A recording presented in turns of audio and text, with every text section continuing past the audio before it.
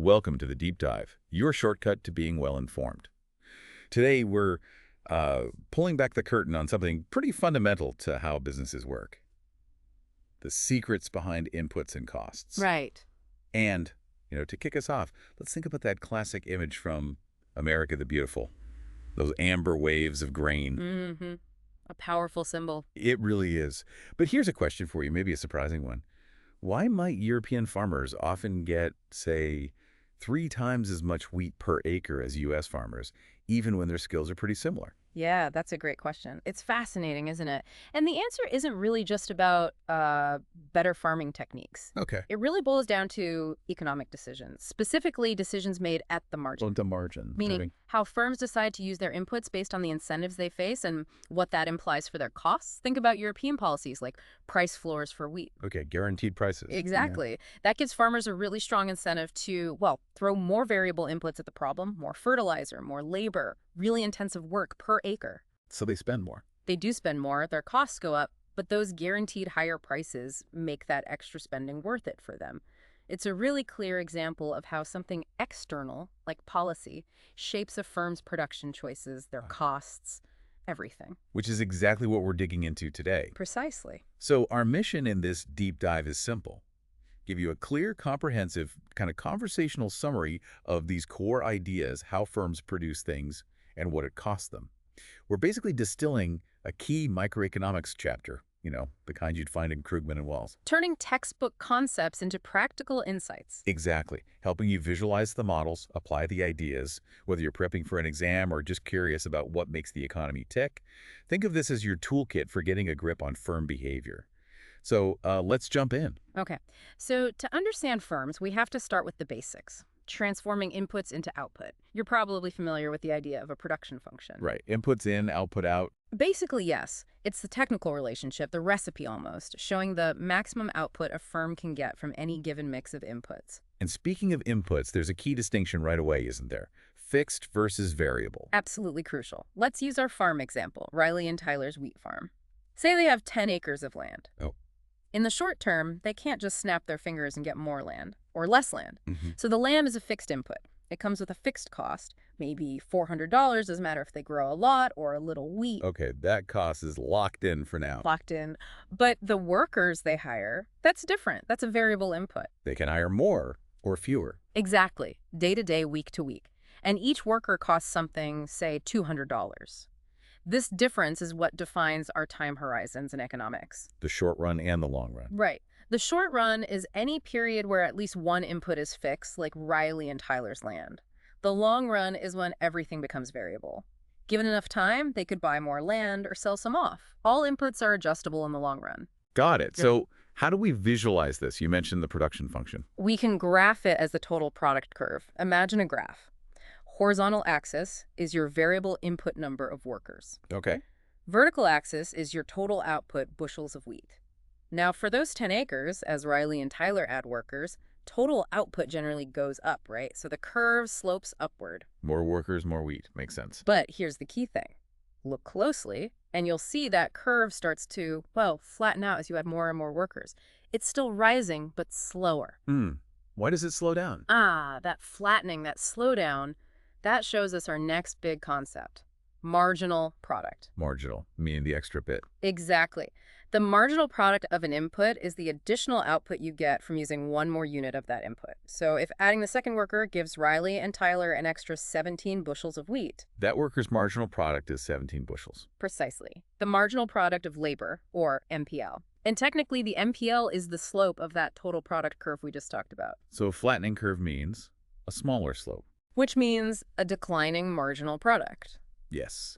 And this leads us somewhere important, I bet. It leads us straight to one of the most fundamental ideas in economics, diminishing returns to an input. Okay, diminishing returns. I've heard that phrase. It means that if you keep adding more of one input, like labor, while holding other inputs fixed, like land, eventually, the marginal product of that input you're adding will start to fall. So the first worker adds a lot, the next adds a bit less, the next even less. Exactly like that. For Riley and Tyler, maybe worker 1 adds 19 bushels, worker 2 adds 17, worker 3 adds 15, and so on. Each extra worker contributes less than the one before. Why, though? Is it just people getting lazy? Huh? Not necessarily. Think about it practically. The land area is fixed, right? Right. 10 All acres. right. As you add more workers, each new person has effectively less land to work with. They start getting in each other's way. Maybe the most productive tasks are already being done. The fixed input becomes a bottleneck. Okay. That makes sense. It's about the combination of inputs. Precisely. And this is why the marginal product curve, if you plot MPL against the number of workers, typically slopes downward. It reflects those diminishing returns. What if they got more land, though? Say 20 acres. Good question. If they increase their fixed input, both their total product curve and their marginal product curve would shift up. Up. So they get more wheat overall. Yes, any given number of workers would now produce more wheat because they have more land to work with. But, and this is important, you'd still see diminishing returns to labor setting in eventually on the larger farm. The MPL curve would still slope down, just starting from a higher point. Okay, so diminishing returns is sort of a universal thing when one input is fixed. Pretty much in the short run. And this brings us right back to that Europe versus U.S. wheat yield thing. Right, the higher European yield. Those farmers get higher yields per acre partly because policies incentivize them to use more variable inputs per acre, pushing further along their production function even into that diminishing returns zone because the price makes it pay off. I see the incentives change the calculation. Absolutely. And this idea of incentives and marginal effects, it pops up everywhere. Think about foreign aid sometimes. Giving surplus food can seem great, Yeah. but it can depress local food prices, right? Which then removes the incentive for local farmers to invest in their own inputs and boost their yields. It can inadvertently hurt local agriculture. So cash aid might be better sometimes. Often, yes, except maybe in immediate famine situations. Mhm. Groups like Oxfam often argue for cash because it lets local markets work and keeps those production incentives in place. Interesting connection. And you mentioned diminishing returns applies to teams, too. Oh, definitely. There's research showing that often the ideal team size is maybe 4 or 5 people. Really. Not bigger. Beyond that, adding more members often starts to reduce the marginal product of the team. You get things like social loafing. It's harder to see who's pulling their weight. Coordination gets trickier, too, I imagine. Exactly. More meetings, more emails, more complexity. Sometimes an extra person can even have a negative marginal product. They actually slow the team down. Wow.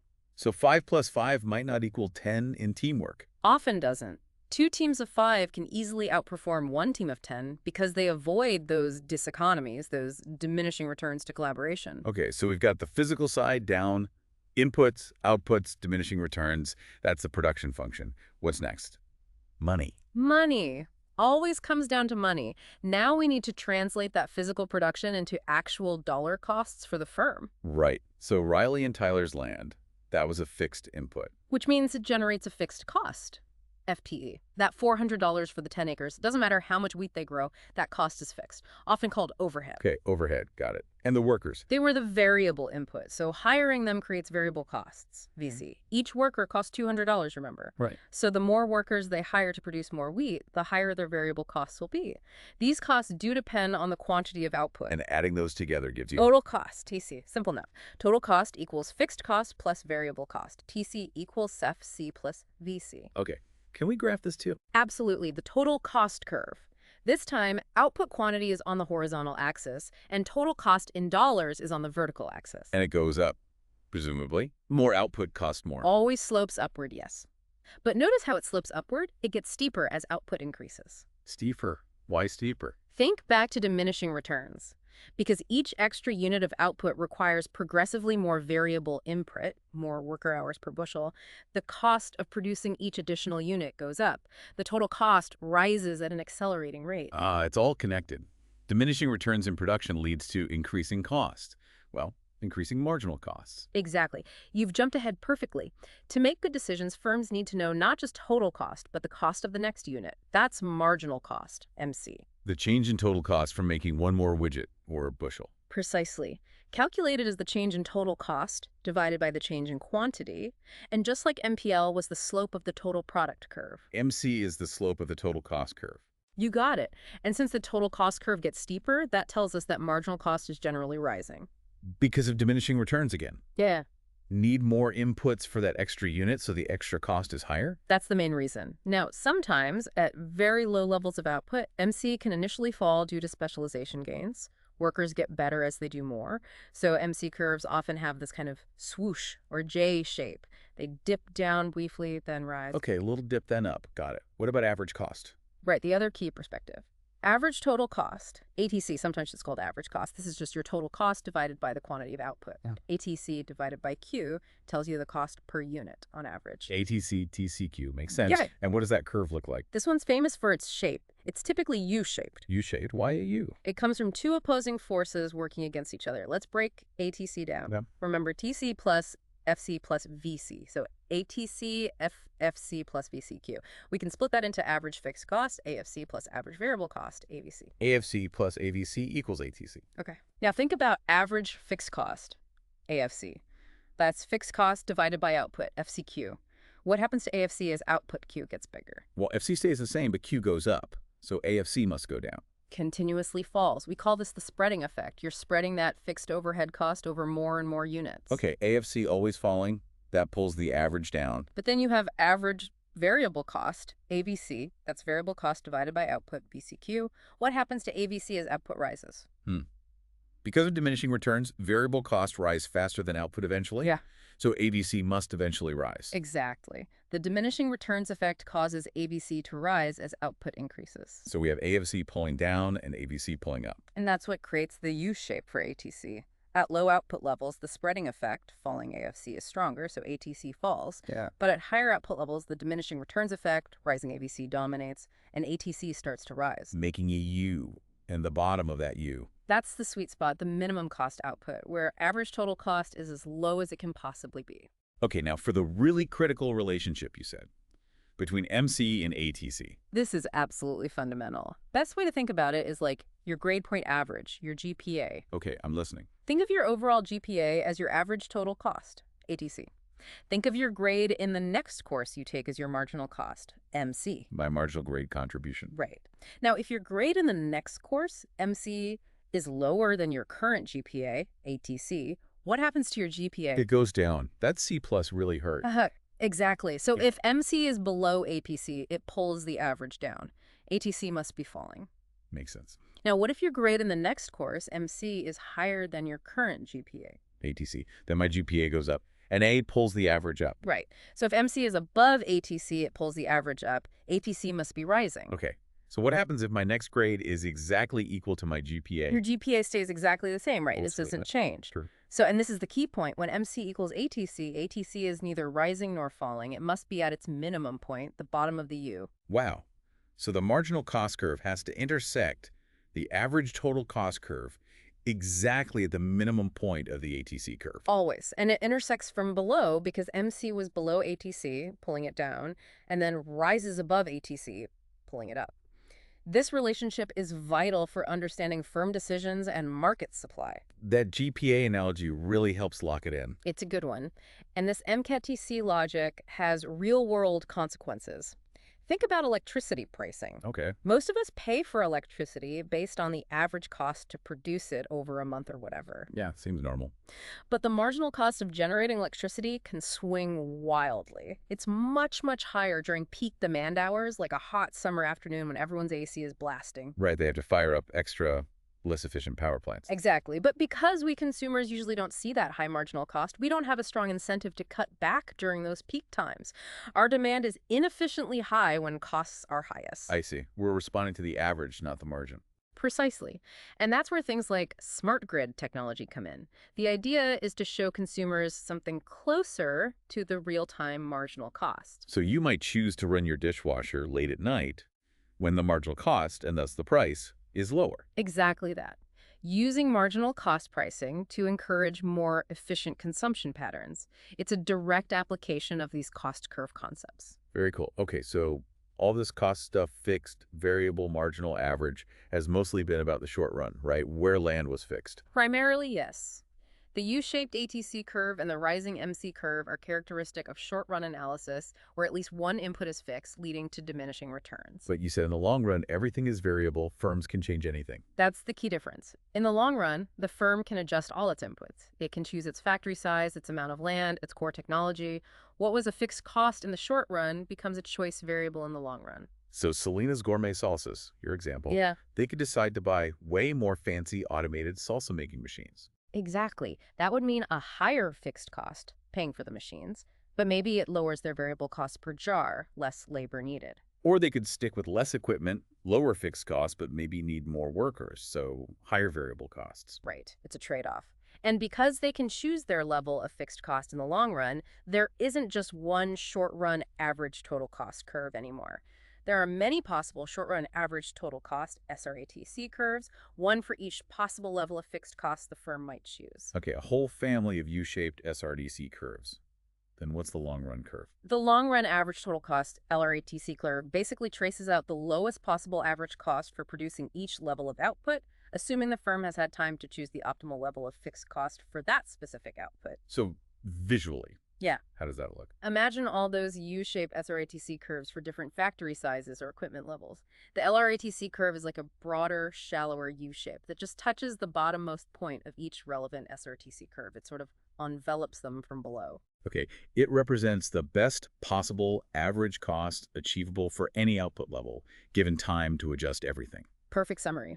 So if a firm expects a small temporary increase in demand, it might just produce more using its existing setup, moving along its current SRTC curve, probably at a higher average cost. But if they expect demand to stay high permanently, Then, in the long run, they'll invest in a bigger factory or more equipment, shifting to a different SRATC curve that allows them to produce that higher output at the lowest possible cost, touching the LRATC curve at that new higher output level. so the LRATC guides the long-term investment decisions about scale. Exactly. And the shape of that LRATC curve tells us about returns to scale. Okay, another returns concept. How is this different from diminishing returns to an input? Good question.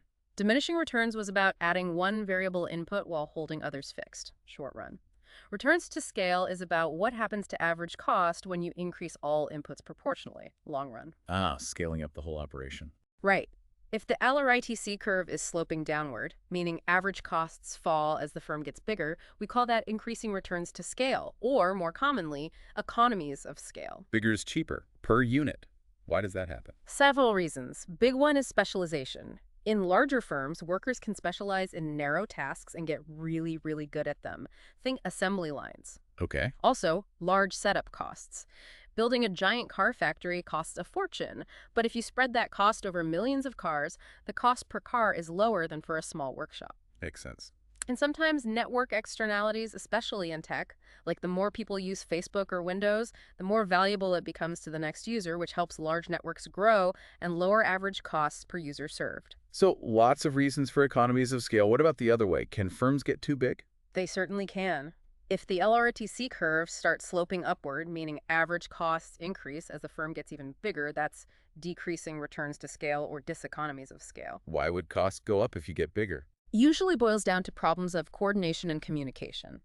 Imagine a massive, sprawling bureaucracy. It can become slow, inefficient, hard to manage. Information doesn't flow well. Decision-making gets bogged down. Too much middle management, maybe? Could be. Essentially, the organization becomes unwieldy. And I guess it could be flat, too. Yep. If the LRATC is flat, that's constant returns to scale. Doubling all your inputs exactly doubles your output, so the average cost per unit stays the same. Okay, increasing, decreasing, constant returns to scale. Describe the LRATC shape. Any modern examples? No, a fantastic one is the sharing economy.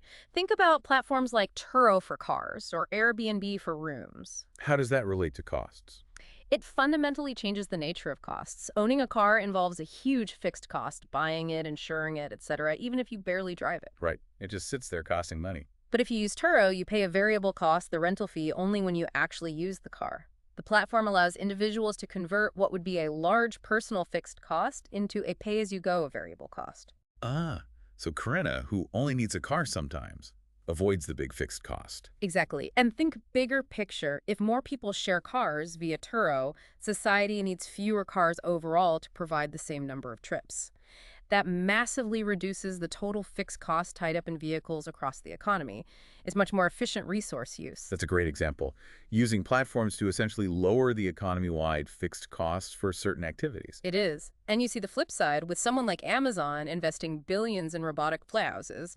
That's a massive increase in fixed costs. But presumably it lowers their variable costs. Dramatically. Fewer human pickers needed, denser storage, faster fulfillment.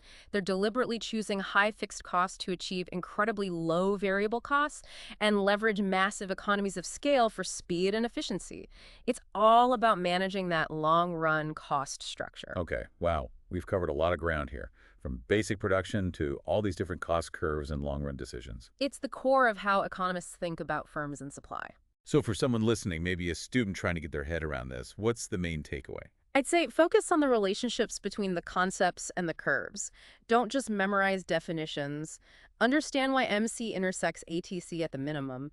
Understand why diminishing returns leads to rising MC. Visualize it. Yes, draw the curves. See how a change in fixed cost shifts APC but not MC. See how a change in variable input prices shifts MC and ATC. Practice interpreting them. And connect it to the real world, like we've tried to do. Definitely. Look around you. Why does your local coffee shop have two baristas during the morning rush, but maybe only one later? That's a marginal decision based on costs and expected output. Why do huge companies like Amazon exist? Economies of scale. These concepts aren't just textbook diagrams, they explain the business world. So thinking about these core economic levers, Yeah. how might that change how you, the listener, view the economy? It gives you a much deeper understanding of business strategy, why firms make the choices they do, how markets work, and even the impact of government policies. It's a powerful lens. Well, thank you for guiding us through that. It really clarifies things. My pleasure. It's fascinating stuff. Thank you for joining us on this deep dive into the world of microeconomic costs. We hope this has been an illuminating session, giving you some valuable tools for your studies or just for understanding the world. From the Deep Dive team, thank you for listening.